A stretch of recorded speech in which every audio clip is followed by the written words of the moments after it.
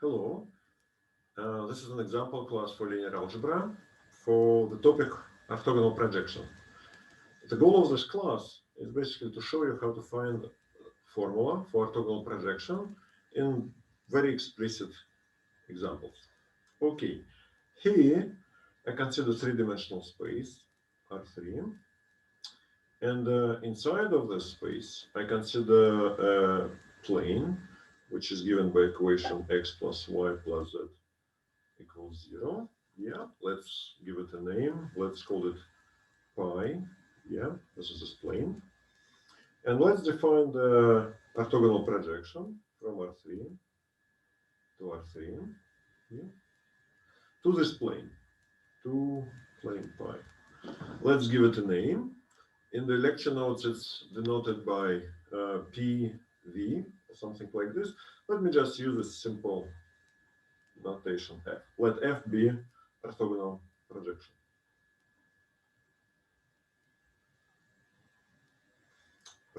Yeah. Okay, what does it mean? It means that the following two properties are satisfied. First, f of v is contained in pi for every vector v in R3. Yeah. You take any vector in our three-dimensional space and it's project to orthogonal to this plane. And the second condition, the difference between v and f of v, it's actually orthogonal to this plane. It's contained in orthogonal complement to this plane for every v in R3. Yeah, these two properties. So of course, let me mention that pi is a vector subspace. It's a vector subspace of R3, and its dimension is 2. Yeah.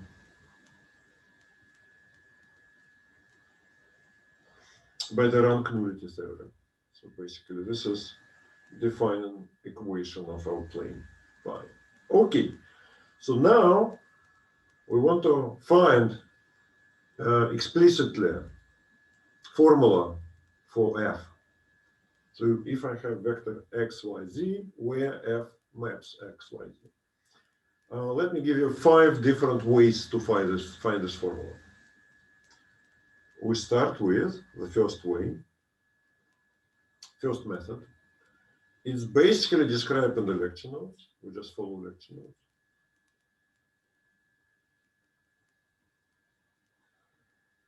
Or lectures. Okay. So to do this, to apply this method, we need to find orthogonal basis, orthonormal basis of pi. But let's first find some basis of pi. Let's just guess. Remember?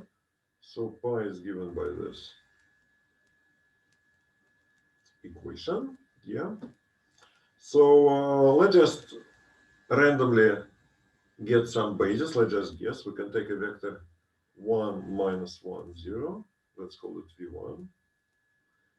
Sorry. And let's take a second vector v2. 0, 1, minus 1. Yeah. Clearly, these two guys form a basis of pi. Yeah. Why? Because they both satisfy this equation. Yeah, this equation. And they're linear independent. And we already know the dimension of pi is 2. So this means they form a basis. Okay, good. Now, to apply the formula from the lecture notes, we need actually a orthonormal basis. Okay, we can apply Gram-Schmidt. Yeah, apply Gram-Schmidt orthogonalization process.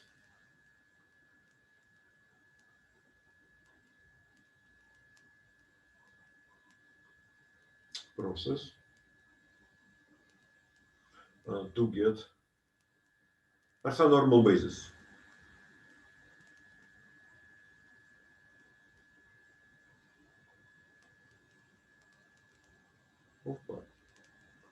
Okay, this is not complicated. Let me remind you how to do this. Yeah, so we have this vector v1, we keep it as it is for a while. And vector v2, let me remind you, is 0, 1, minus 1. But let me replace v2 by the vector, let's call it v2 prime, v2 plus lambda times v1, where lambda is some real number. Such that this vector v2 prime is orthogonal to v1. We want v2 prime dot v1 be 0. Yeah, but we can rewrite this. This is v1 dot v2, which is minus 1, plus v1 dot v1, but v1 dot v1 is 2, so we get 2 lambda. Yeah. So we conclude that lambda is actually minus plus 1 half, just 1 half. Okay, this gives us vector v2 prime, yeah, which is 1 half, 1, 1, minus 2. Yeah. Now, these two vectors, they also form a basis, they form orthogonal basis.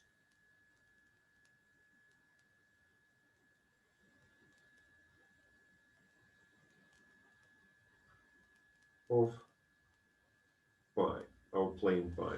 Okay, but we need to apply the formula, we need orthonormal. So we just divide each of these vectors by its length. So we replace vector v1 by vector w1, we just divide this by root of 2. Yeah.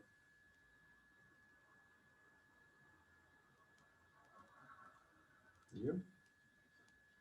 And similarly, w2 is just 1 root of 6. 1, 1. Okay, now this is orthonormal basis.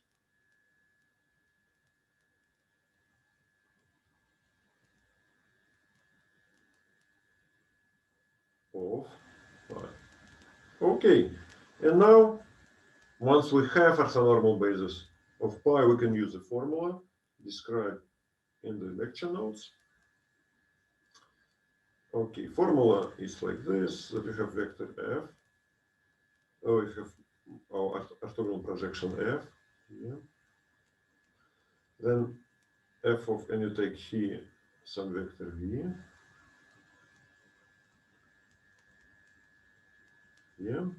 Then f of v is just v dot w1 times w1 plus v dot w2 times dot w2. Okay, so this is the formula. Let's put it into the coordinates. Yeah, let's pick up a vector x, y, z. Yeah, in three-dimensional space, and let's compute v dot w1. V dot w1. This is 1 over root 2 times x minus y. Yeah. W1. So we add, yeah. And v dot w2, it's 1 over root 6 times x plus y minus 2z. And then you put w2. Okay, this is almost the answer. Now we need basically to simplify everything, yeah? So this is 1 over root 2 x minus y. What is w1? This is 1 over root 2, 1, 1, minus 1, 0. Yeah.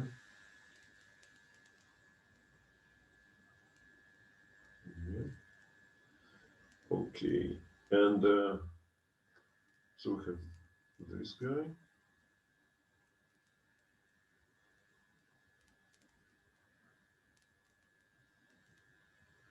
What is W2? It's 1 over the root 6 times 1, 1 minus 2. Yeah. Okay. And now we put things together. Let me put this in this red. Yeah. So this is more. Oh, basically this is the answer. Let me just write it more accurately. Let's just group things together, and we get our final answer. Maybe let me use some different font here. You have the answer. We can simplify. You get 2y minus x minus z divided by 3, 2x minus y minus z divided by 3, and 2z minus x minus y divided by 3. Yeah, this is my formula.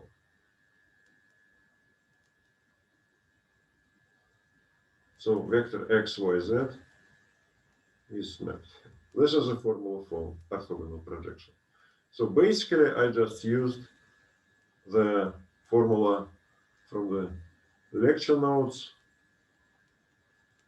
and from the lectures. Okay, so this is fine. However, there are other methods how you can find basically the same answer. Let's consider another method, a little bit different, and it's not clear that it's simpler, and it's not clear that it's more complicated. It's basically up to you to decide. Let's just consider new method how to get the same answer. Yeah. Okay, so let it be second method. Okay, so we have this map f R3 to R3. When I say map, I usually mean function. Map is a function. Basically, geometric nickname for a function. Yeah. Of course, this is a linear map. This is my orthogonal projection. Yeah, to the plane x plus y plus z equals 0. But we already know that this is not just a function. This is a linear transformation. This is a linear transformation, but linear transformation from n-dimensional space to n-dimensional space, usually called linear operators, linear operator. Yeah, okay. So let's find a standard matrix. This is a standard matrix for it.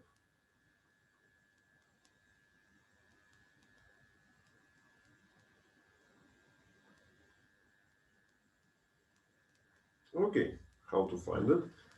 Basically, we need to take our vectors 1, 0, 0, which we usually denote by E1. And we need to see where, sorry, where f maps this vector. Then we take a vector E2, 0, 1, 0.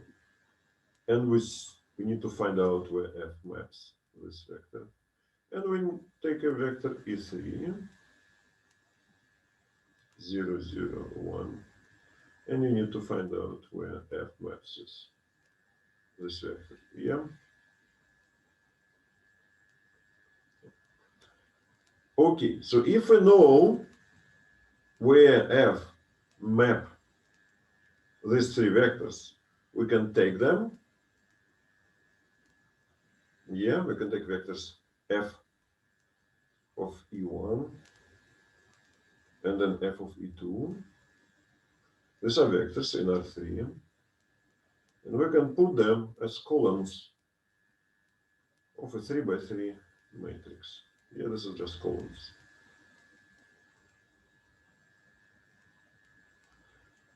And this is our standard matrix F by definition. Okay, so if we know the matrix, then we immediately recover the formula for F. The same basically formula which we already found. But let's find. We need to find these three vectors. Yeah, this, what is this, and what is this. Okay, how to do this? It's actually a good question. Okay, so let me remind you that we had already, we found basis of our plane pi, and this was a vector 1, -1, 0, which we guessed, and this was a 0, 1, -1, yeah, which we guessed in the very beginning. Okay, we just guessed randomly basis of my plane.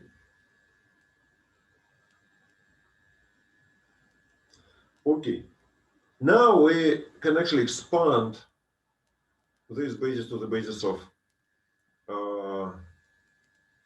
the whole three-dimensional space. But let me do this in a nice way. Let me remind you that my plane was given by this equation. Yeah. So if you take a vector 1, 1, 1, here I basically put coefficients of this equation. It's 1, 1, and 1. That this vector by construction orthogonal to every vector in this plane. Just think about it. If you have vector in this plane which satisfy this equation, then what is written here, it's nothing but the dot product of vector 1, 1, 1 and vector x, y, z. Yeah. So equation of our plane is this. This is equation of our plane. Yeah. Okay, so every vector in the plane is orthogonal to this vector 1, 1, 1. In particular, these two vectors are orthogonal, and this is good. So it's nice when you can complete this basis to the basis of R3 by adding orthogonal vector to them. Of course, V1 and V2 are not orthogonal, but this is not so bad. So let me call this vector V3. Yeah, we take V3. Yeah. And of course, V1, V2, V3 form a basis of R3. Yeah, we got a basis of R3, V1, V2, and V3. And V1, V2 give you a basis of I. Okay. Now, why do I need this? Because basically, look, I want f of E1, f of E2, f of E3. I want them. On the other hand, I can easily find f of V1, f of V2, f of V3. Again, E1, E2, E3 are said to be standard basis vectors of R3. V1, V2, and V3 are just some bases, not standard, just some bases. But we don't know f of E1, f of E2, f of E3, but it's very easy to find f of V1, f of V2, f of V3. Why? Because f is a projection, orthogonal projection to pi, and V1 is contained in pi. So by definition, this is just V1, and this is just V2. And V3, we choose V3 to be orthogonal to the plane pi.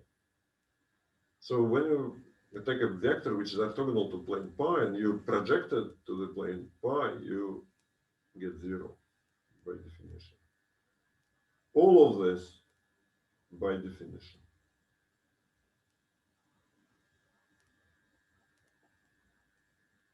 of f. Okay, so we know this,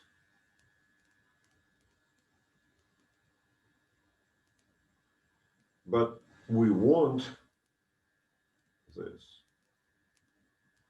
So we now have to go from here to here. Yeah. How? But we can express each of the standard basis vectors in terms of v1, v2, and v3 because they are vectors, they are bases. Yeah. So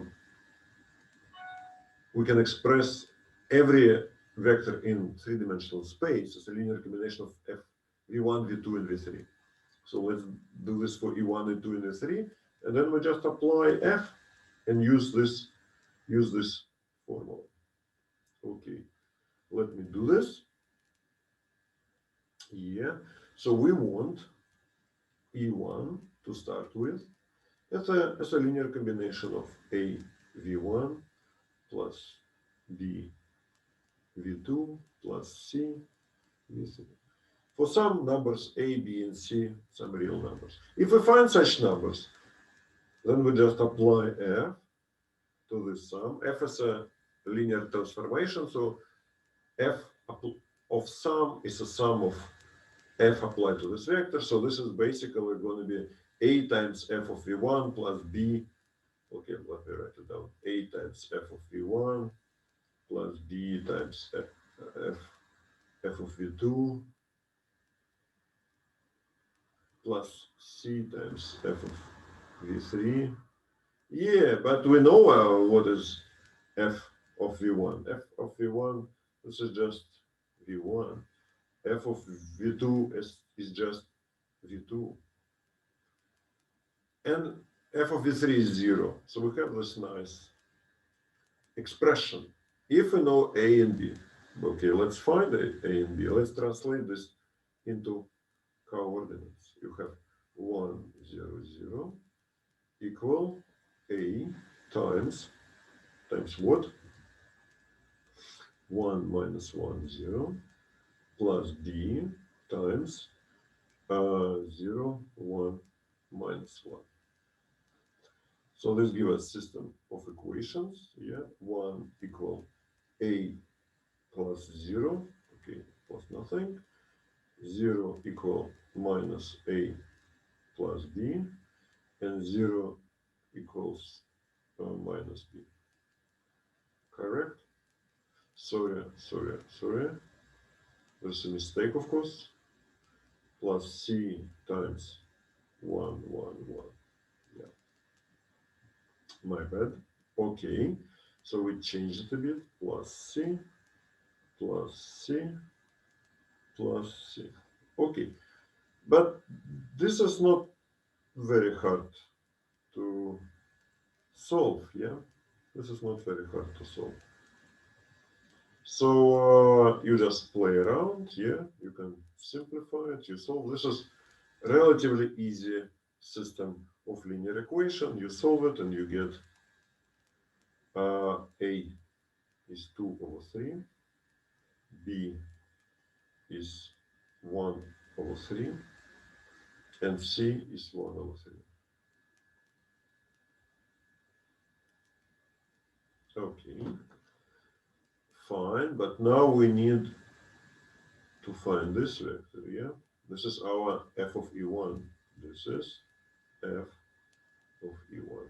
We found a and b. We actually do not need c, but we just found it. So we have to substitute coordinate of v1, v2 here, and we have to substitute a and b here.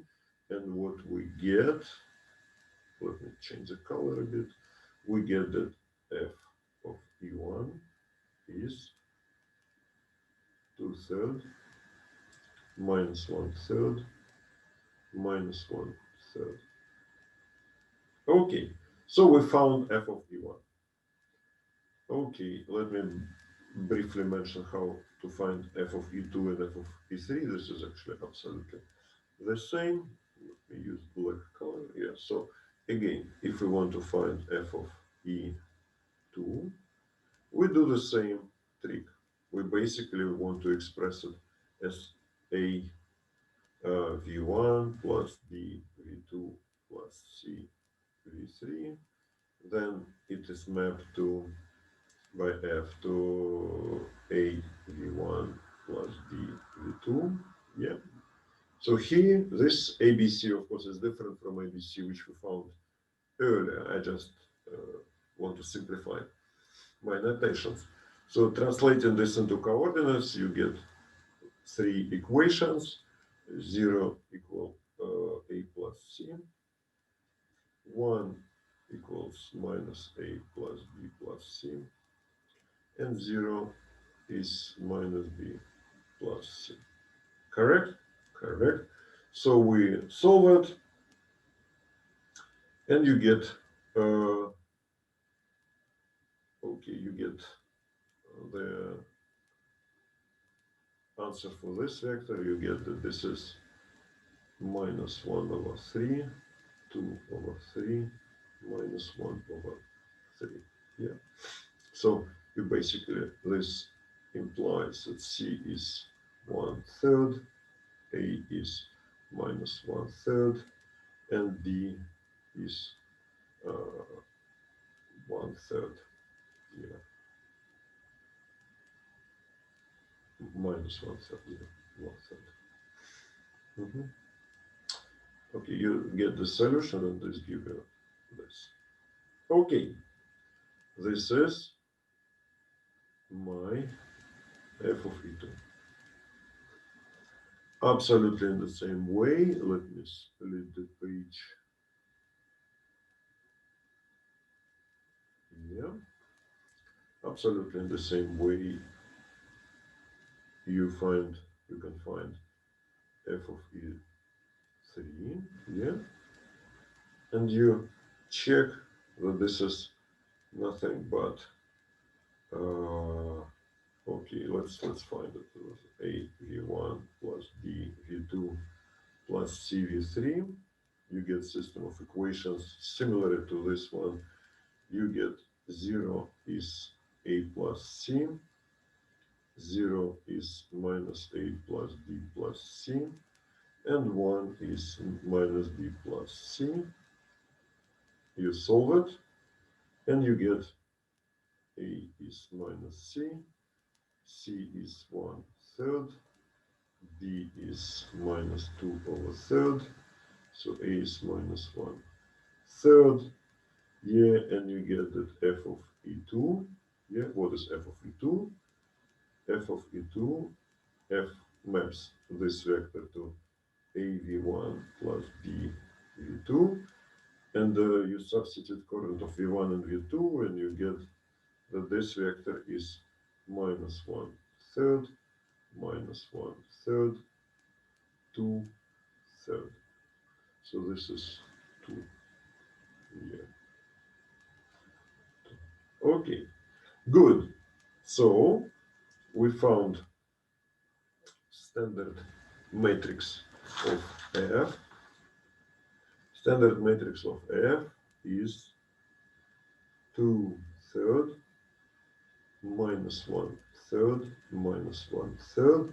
This is F of E1.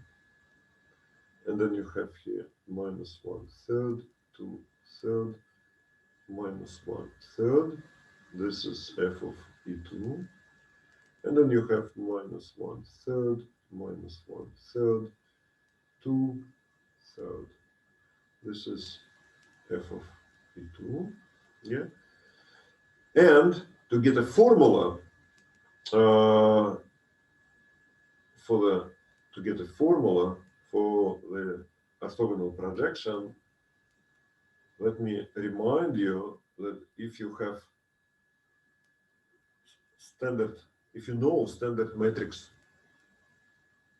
of your linear transformation, that then your linear operator can be obtained in this way. X, Y, Z is mapped to F times X, Y, Z. This is just multiplication by X, Y, Z. Yeah, this is what we called in the lecture notes, we call this Gothic TA. He A is this. And this is just F. Yeah.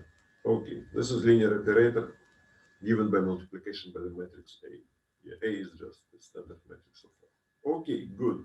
So let's multiply. Yeah, if you multiply this matrix by X, Y, Z, yeah, what do you get? You get 2x minus y minus z over 3. This is going to be, if you multiply this row by x, y, z.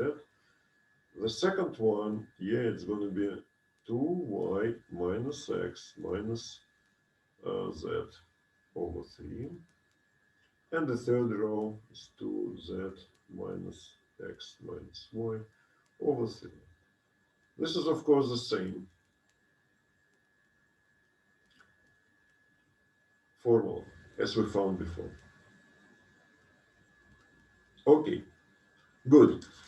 This is not the final method which we can use. Let's consider another method. Again, all of these methods are roughly about the same thing, but they have different flavors.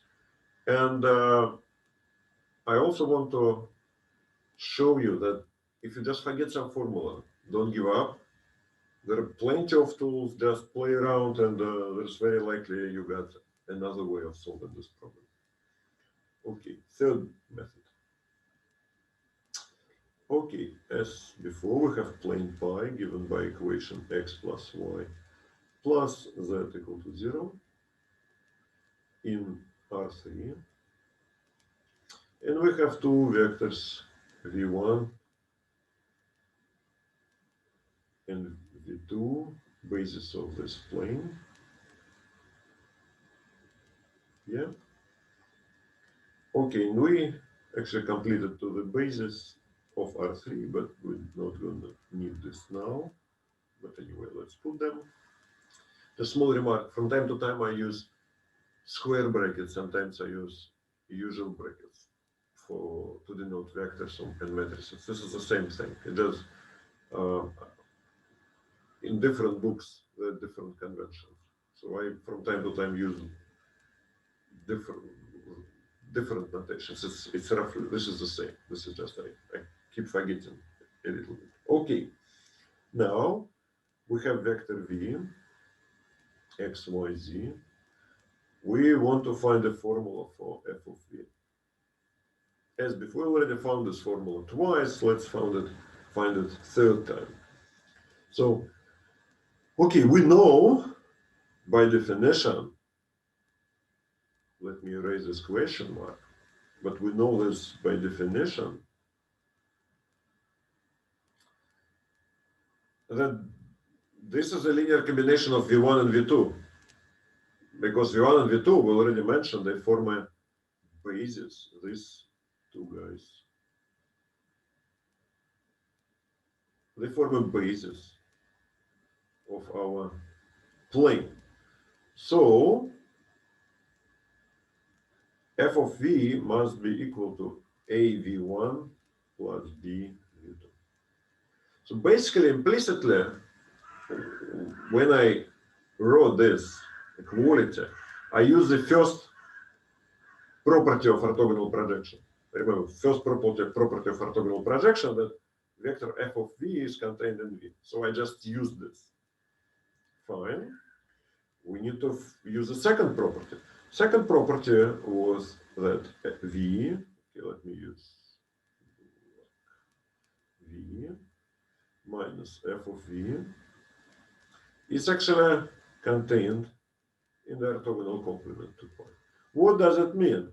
It basically means that v minus f of v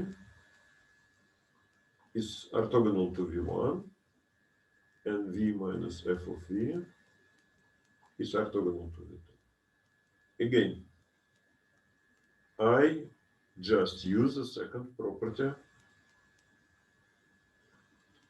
for my for the definition of orthogonal projection. Here I use the first property, and here I use the second. Yeah. Okay, let's translate this into the equation. Yeah. So what we have, we have x, y, z minus av1 minus bv2 dot v1 is 0, and the second equation x, y, z minus av1 minus bv2 dot v2 is 0. Okay, but we know v1 dot v1 is 2, v1 dot v2 is minus 1, and v2 dot v2 is 2 again. Yeah, this is just computation. We just computed dot product using this formula. Okay, so now you substitute this here. Okay, let me change the color again. And what you get the following equation. X minus y is 2a minus b. And the second give you y minus z equals to 2b minus a. Okay, basically that's it. Yeah. Now we need to find a and b. Remember, we looking for a and b such that f of v is a v1 plus b v2. Yeah, and v is just our vector x, y, z. Yeah, but we know how to solve this system. This is just a system with two unknowns. You play around. Here you multiply this equation by 2, so add to the first equation, you get rid of a, you have b is 3b equal something, and then you solve it, you get as an answer a is, let me just summarize what you have. Yeah, 2x minus y minus z divided by 3, and b is y minus 2z plus x divided by 3. Okay, now you substitute these two expressions here, yeah, to this formula, and you immediately get that f of v is 2x minus y minus z divided by 3, 2y minus x minus z divided by 3, 2z minus x minus y divided by 3. Yeah, because v1, let me remind you, it's 1 minus 1, 0, and v2 is 0, 1 minus 1.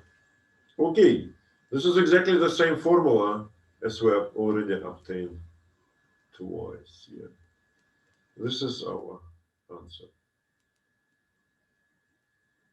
Okay, third method is done. Yeah. Again, all of these methods, basically, for example, this method only use definition of orthogonal projection. I didn't use anything, just what's the definition of orthogonal projection, and of course, what is dot product is. Okay, good. So let me consider the fourth method. Yeah, this is fourth method. It's actually very straightforward. You take a point x, y, z, and you apply f. F maps it to some point which we want to find. Let's call it ABC. This ABC are going to be functions of x, y, and z. We actually already know this function. We found them 3 times already. Let's find them now.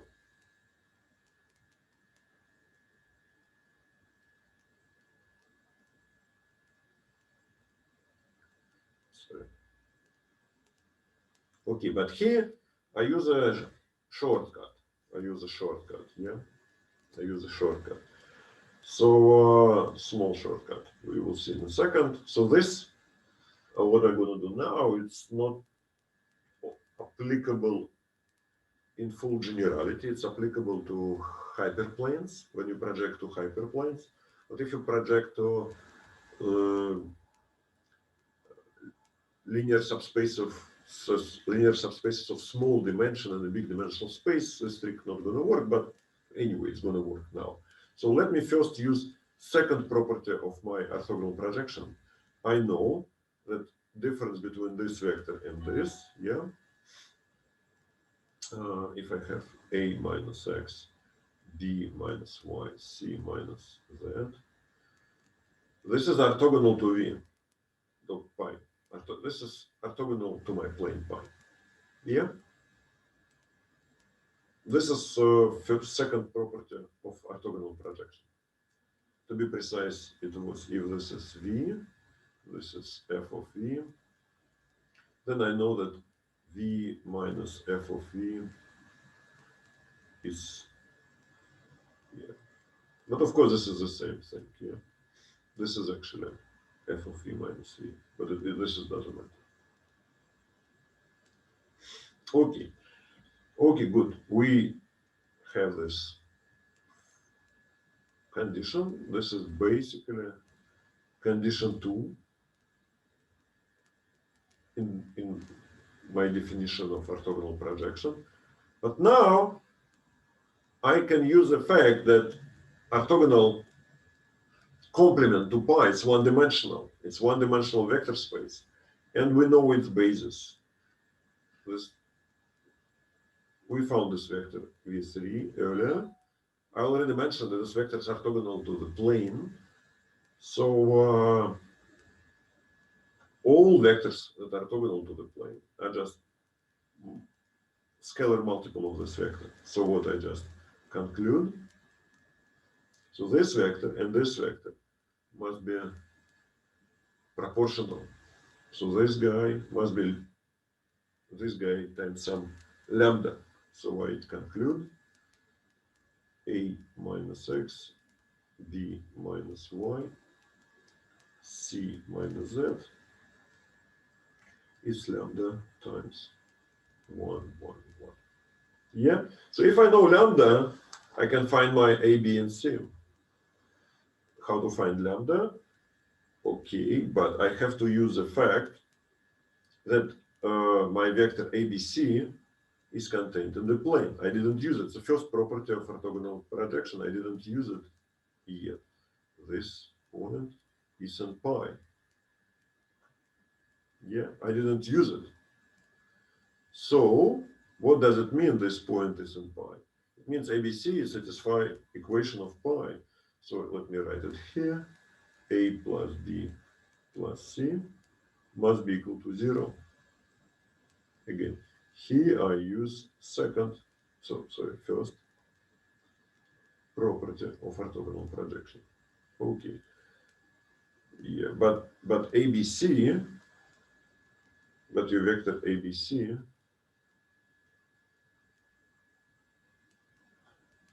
from this formula. This is lambda plus x, lambda plus y, lambda plus z.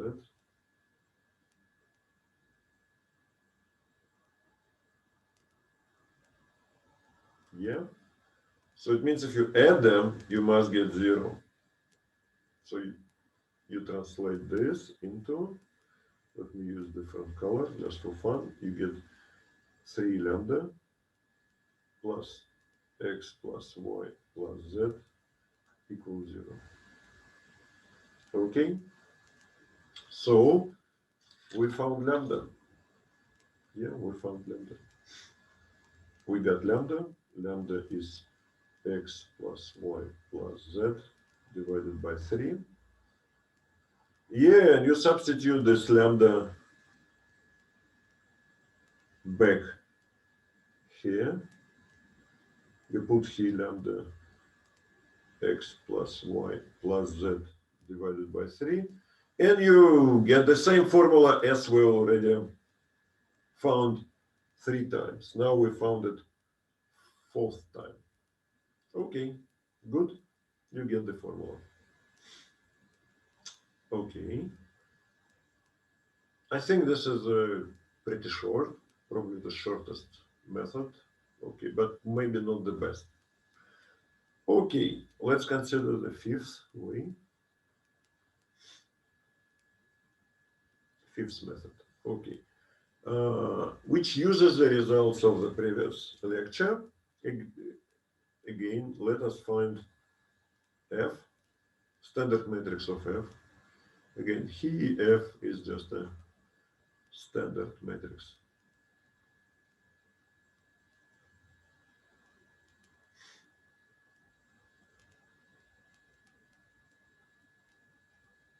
And f is our orthogonal projection. Yeah, okay, let me just tell you.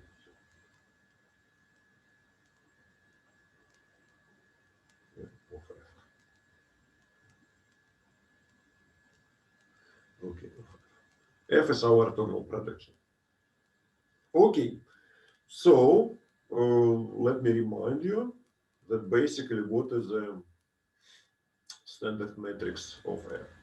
So you take vectors e1, e2, e3, standard basis of R3, and you just write down f of e1 is some a1 e1, a1 1 e1 plus a 2 1 e2 plus a 3 1 e3. Yeah, and you do the same for e2.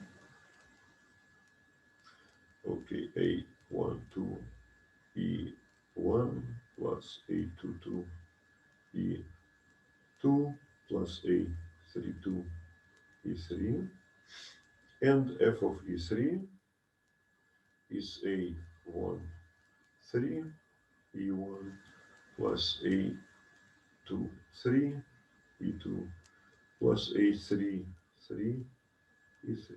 Yeah, and then you form a matrix a1 1 a2 1 a2 3 1. This is the coordinates of vector f of e1. You just put it as a column of the first matrix, and then you do the same with the second vector 1 2 a2 2 a2 3. Yeah, it's a3 2. Sorry, a3 2, and then third vector. You put these numbers in the third column.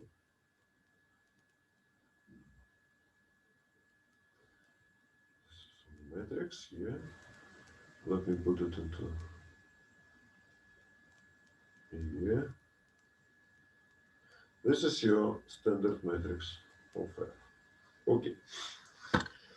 Good. The question is how to find it. We already answered, but let me remind you that we can basically use the same approach to find the matrix of f with respect to any other basis. And we know how matrices of f with different bases are related. This is discussed in the last lecture. Yeah. So, but we have another basis. Here we have very nice basis v1, v2, v3. Let me remind you, this is v1, this is v2, and we choose v3 to be this guy. And we already know that f of v1 is v1. We discussed this, yeah, because v1 is contained in the plane. This guy is contained in my plane, v2 is contained in my plane, and v3 is contained in in the orthogonal complement to the plot. Yeah. So we have f of v1 is v1, f of v2 is v2, and f of v3 is 0. Okay. But then this means that the matrix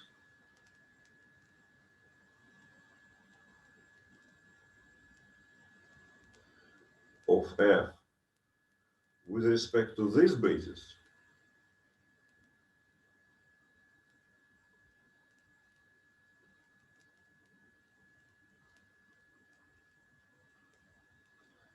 is very simple.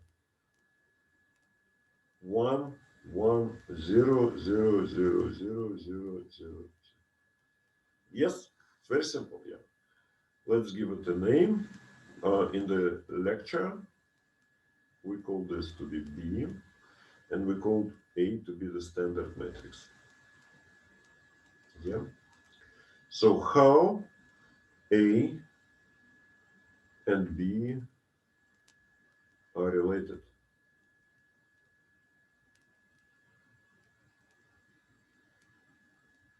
This is exactly topic of the last lecture, and they're related by this formula: A equal MB inverse of M, where M is a vector, a matrix, whose columns are vector V1, V2, V3.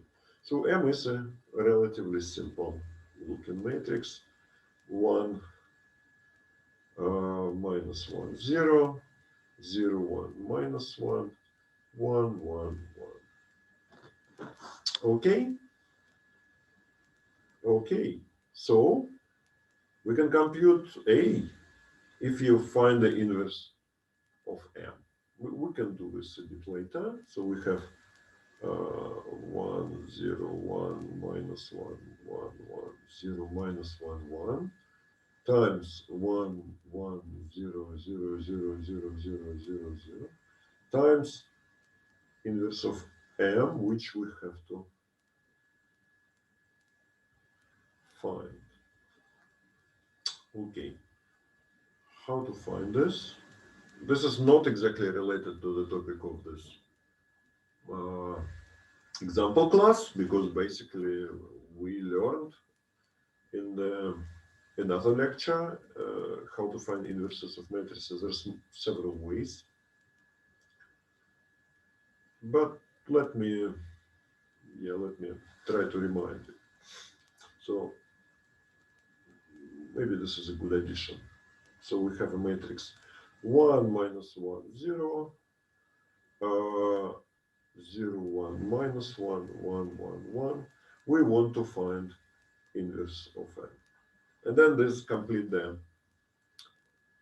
fifth method of finding the matrix of our projection. Actually, just a small remark before we continue. From some point of view, what is written here, what is written here, it's an answer. I mean, it's not very explicit answer, but it's an answer. So if you keep this as an answer, I guess it's going to be very hard to say this is the wrong answer, because it's actually correct. It's not explicit, but anyway, let's make it explicit. Let's find inverse of m. You do the following steps. First step, what you do, you replace every number in this matrix, every entry on this matrix, by the orthogonal, by the determinant of the matrix obtained from the matrix M by removing its row and its column. So for example, if I take this guy, yeah, and if I remove this column and this row, I'm going to get matrix, this matrix. Yeah. And then I compute the determinant, 1 times 1 minus 1. Minus 1 is determinant is 2. So I put here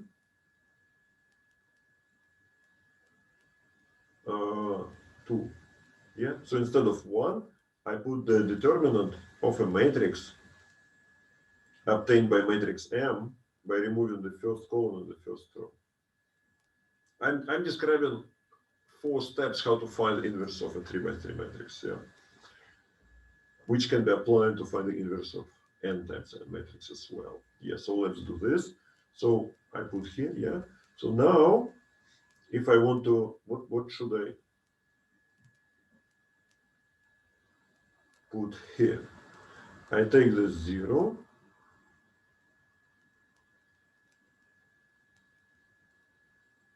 Yeah, I take this. Oh, I accidentally erased this, sorry.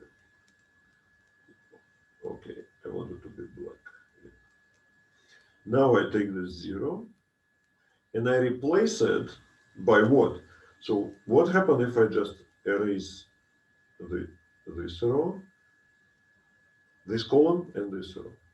I get a matrix minus 1, 1, 0, 1. I compute its determinant, and its determinant is minus 1 times 1 minus 0, so it's minus 1. So I put here minus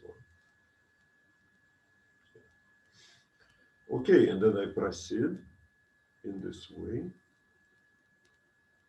Yeah, what should I put here?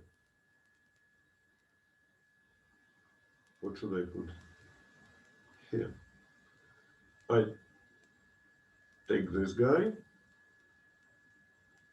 I take the matrix obtained from M by removing the last column in the first row, and I compute determinant. Okay, determinant is of this 2 by 2 matrix is 1, so I put here 1. Oh, wait. I want to keep the same color, so it's 1. Yeah, good. Now, what should I put here? Yeah, I do the same thing. Now I do the same thing with this guy. Yeah, I remove this column and this row. I have a matrix 2 by 2. Yeah, 0, 1, minus 1, 1. Its determinant is 1. 0 times 1 minus 1 times 1. So determinant is 1, so I put it here. I continue. It takes some time, but it's worth it.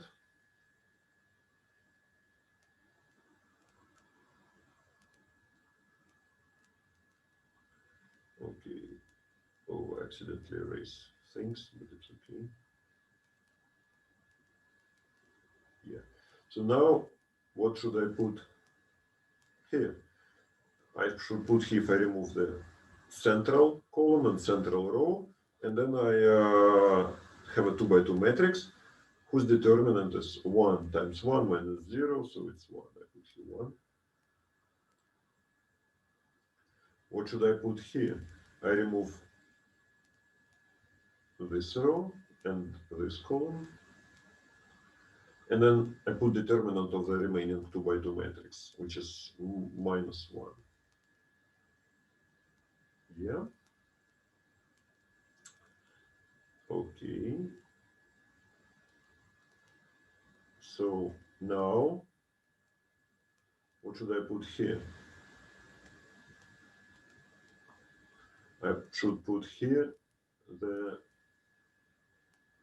determinant of this matrix, yeah, which is minus 1. Correct? And what should I put here? Here I should put the determinant of here I should put the determinant of the matrix if I remove, I basically replace this minus 1, yeah, by determinant of the matrix obtained from my matrix M by removing this column and this row. So this is 1 minus minus 1, 2. Okay, let me keep that right. And finally, okay, finally, what should I put here? I should put here the determinant of, of, of this matrix. Yeah, which is 1. Okay, 1. Okay, I got this matrix. This is the first step, the most complicated. The second step, I change sign in this matrix. I write down the same matrix.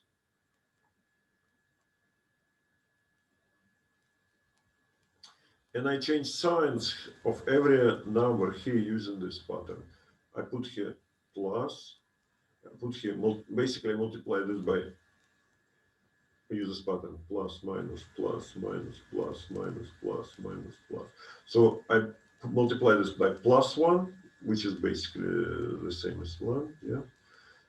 And I multiply this entry by minus 1, so I get plus 1 instead.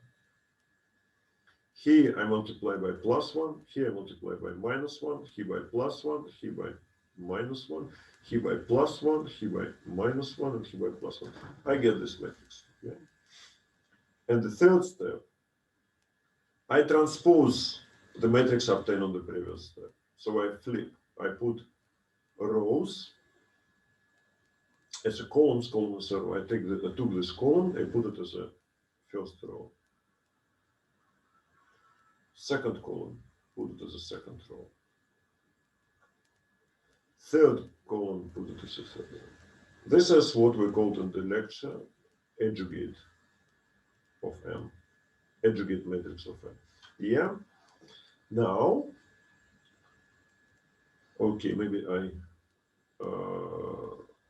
multiply here. So if I multiply M times adjugate of M, I should get the identity matrix times determinant of M.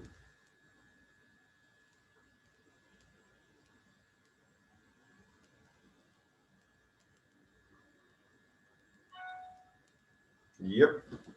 So it's almost inverse. So now I just need to divide this matrix obtained in the third step by the determinant of M.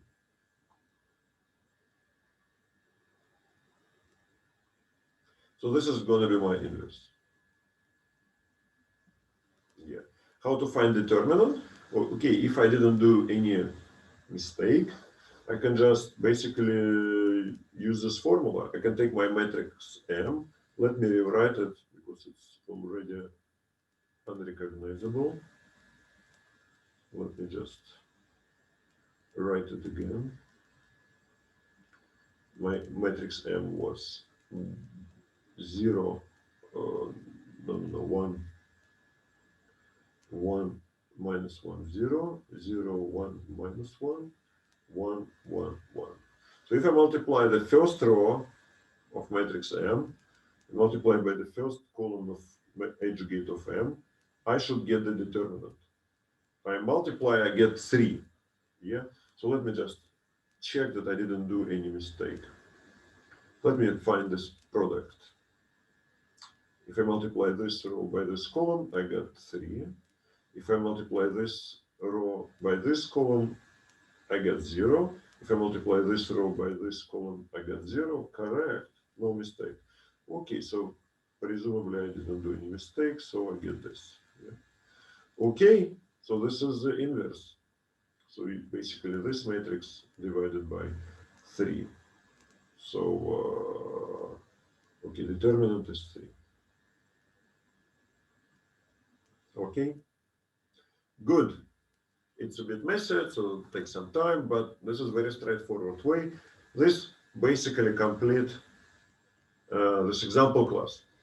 I explained 5 times how to find the same formula. Yeah. So if you, of course, if you find matrix, standard matrix of your linear operator, you know how to get the formula. You have to multiply it by x, y, z. We already did this. Yeah. Okay. This is probably the longest method from the point of view of computations, but this is maybe the nicest. This is my favorite. Okay. Let me stop.